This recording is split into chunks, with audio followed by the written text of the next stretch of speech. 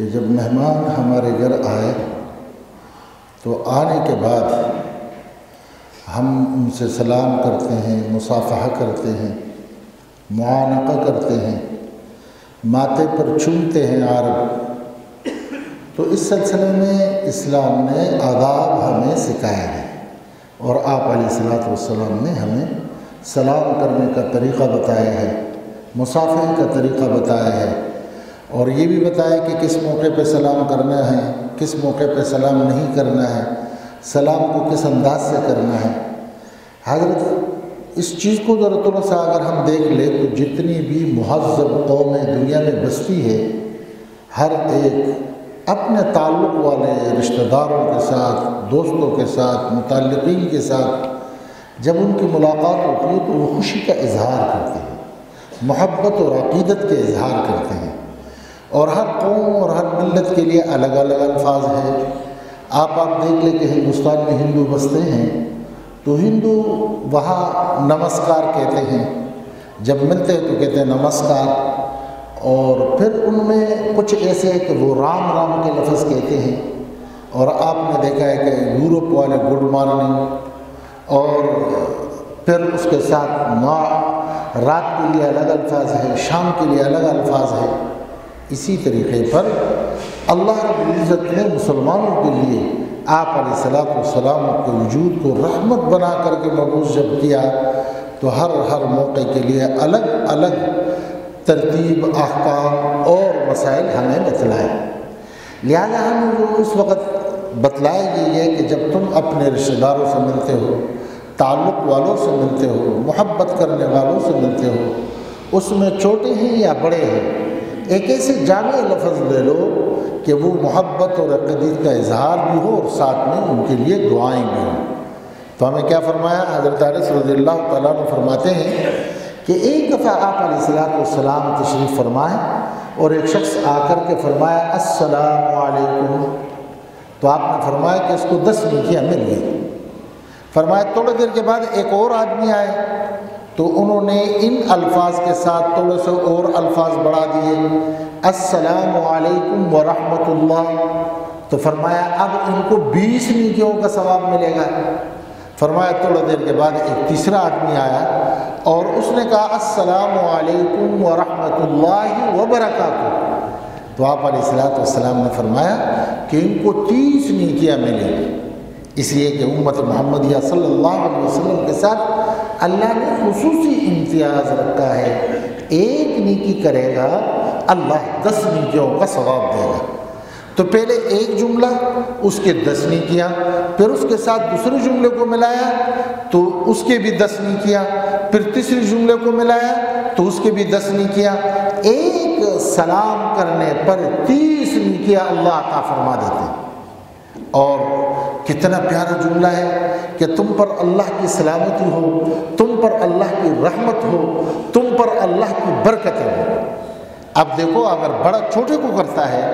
تو چھوٹے کے لیے شفقت کے الفاظ ہے کہ بیٹا تیرے اوپر اللہ کی رحمت ہو، برکتیں ہوں، رحمتیں ہوں، سلامتی ہو۔ اور اگر چھوٹا بڑے کے لیے کرتا ہے تو اس سے بڑھ کر کے تعظیم کیا ہو سکتا ہے کہ جو ان کے لیے خلوص دل سے دعا مانگ رہے ہیں کہ اللہ تجھے ہر آفت سے سلامتی میں رکھے اور تیرے اوپر اللہ کی رحمت ہو اور تجھ پر اللہ کی برکت ہو، یعنی کتنا بہترین جامع معنی دعا ہے۔ اس لیے آپ علیہ الصلوۃ والسلام نے فرمایا کہ سلام کو پہلاؤ، اس سے تمہارے دل جو ٹوٹے ہوئے ہیں یہ جڑیں گے اور ایک دوسرے سے محبت پیدا ہوگی۔ اور پھر فرمایا تحابو، ایک تو سلام کرو، ایک مسلمان بھائی کو ہدیہ دو، اس ہدیے سے تمہارے درمیان میں محبت پیدا ہوگی۔ اور آپ اب دیکھ لیں کہ سلام میں پہل کرنا چاہیے، کوشش یہ ہو کہ میں سب سے پہلے سلام کروں، اور سلام کرنا سنت ہے لیکن جواب دینا واجب ہے۔ اگر سلام کر لیا تو اس کے بعد اس کا جواب دینا ہوگا۔ آپ نے دیکھا کہ امام ابو داؤد رحمہ اللہ، ہمارے صحیح ستہ جو حدیث کی کتابیں ہیں اور جو پڑھائی جاتی ہے، بہت بڑی کتاب ہے ابو داؤد، اس کے لکھنے والے امام، اس کے بارے میں آتا ہے کہ وہ ایک دفعہ دریا کے کنارے تھے تو کشتی میں جاتے ہوئے ایک بچے نے ان کو سلام کر لیا اور وہ نکل گئے۔ آپ نے دوسری کشتی کرائے پہ کی اور اس میں بیٹھ کر کے ان کے پیچھے چل پڑے اور ان کو راستے میں پا لیا اور ان کو جواب دے دیا وعلیکم السلام ورحمۃ اللہ۔ یعنی کتنی اہتمام ہے۔ اور علماء کرام سے اگر آپ پوچھتے ہو تو دیکھو ہمارے فقہا اس بات میں اختلاف ہے ان کے کہ ذکر بغیر وضو کے جائز ہے یا نہیں۔ تو جن کے ہاں جائز ہے وہ تو سلام کر لیتے ہیں، لیکن جن کے ہاں جائز نہیں ہے تو وہ یہ کہتے ہیں کہ جب سلام کسی نے کر لیا اور آپ کے وضو نہیں ہے تو فوراً تیمم کر کے اس کو جواب دے دو۔ جواب واجب ہے، اس کو جواب دینا چاہیے۔ اور اگلے والے اگر ہم نے سلام کر لیا اور کسی نے آگے سے جواب نہیں دیا تو بعض علماء نے لکھا ہے کہ خود اپنے آپ کو جواب دو، وعلیکم السلام ورحمۃ اللہ وبرکاتہ۔ اور پھر میرے محترم بھائی اور دوستو، سلام کرنے کے اعتبار سے میں فرمایا کہ چلتا ہوا جو لوگ بیٹھے ہوئے ہیں اور ایک جا رہا ہے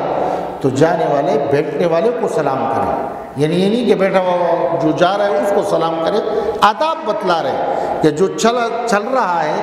وہ بیٹھنے والے کو سلام کرے اور سواری والے پیادہ کو سلام کرے۔ اور فرمایا کہ جن کی تعداد کم ہے اور دوسری طرف پر تعداد زیادہ ہے تو یہ کم والے زیادہ کو سلام کرے۔ اور اسی طریقے پر دیکھ لیں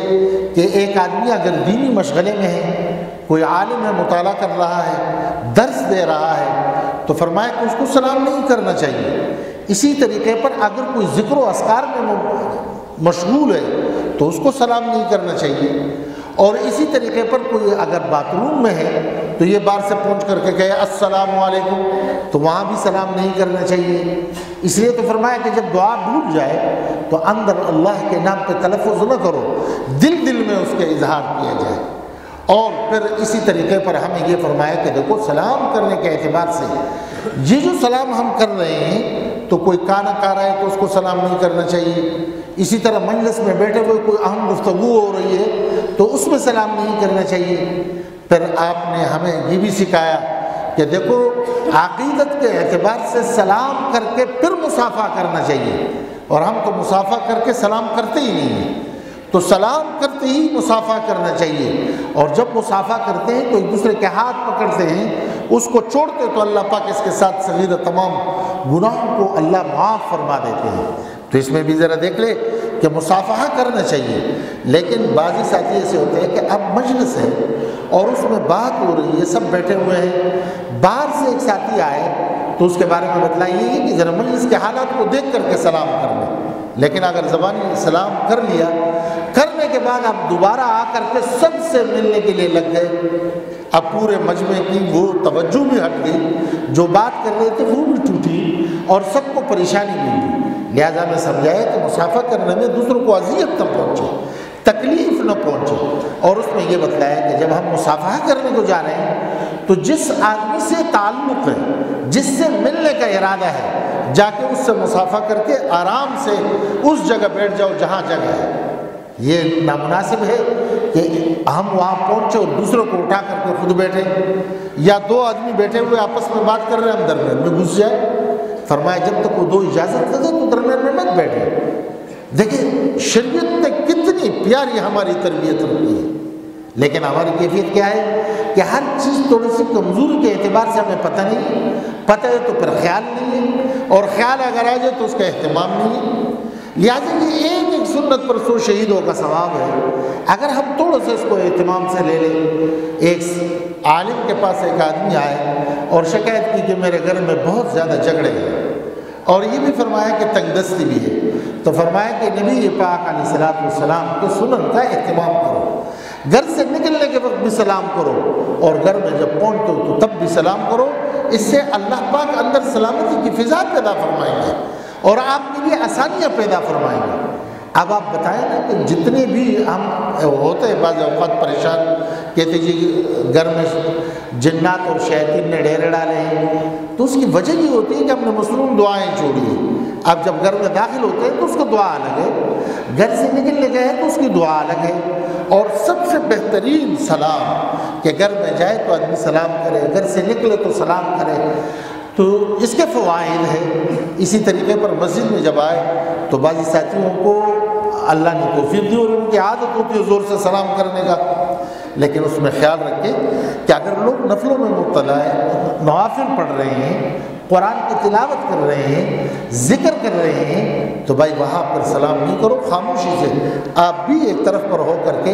اپنے ذکر و اذکار اور عبادت میں مشغول ہو جائیں۔ یہ تمام چیزیں آپ علیہ السلام نے ہمیں بتلائی، سمجھائی کہ بھائی تم زندگی کے اعتبار سے اس ترتیب میں زندگی گزارو گے تو اس پر اجر بھی ملے گا، خوشیاں بھی ملے گی، راحت بھی ملے گا۔ تو آج یہ سلام، مصافحہ اور معانقہ کے اعتبار سے یہ فرمایا کہ دیکھو گلے ملنا، یہ بھی آپ علیہ السلام نے فرمایا، اور اسی طریقے پر ماتھے کا چومنا۔ لیکن اس کے بارے میں علماء نے لکھا ہے کہ یہ ماتھے کا چومنا اور گلے کا ملنا یہ ایسی ترتیب پر ہو کہ اس سے شبہات پیدا نہ ہو، اور ہر ایک کے لیے ضروری نہیں ہے، یہ تعلق کی بنیاد پر ہے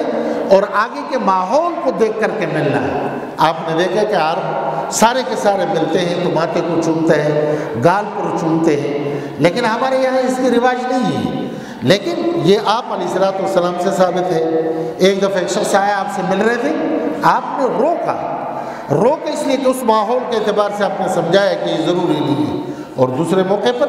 آپ نے صحابہ کو سینے سے لگایا، سر پر ان کی تقبیل کی، اور آپ نے بوسہ دیا ان کو، ماتھے پر ان کو بوسہ دیا، تو یہ چیزیں بھی ثابت ہیں۔ لہذا ان چیزوں کو اللہ کے نبی کی سنتیں سمجھ کر کے کرنے پر اللہ پاک کی طرف سے انشاءاللہ اجر ملے گا۔ یہ تو اس کے متعلق باتیں تھیں، اور اب تھوڑا سا اس کے ساتھ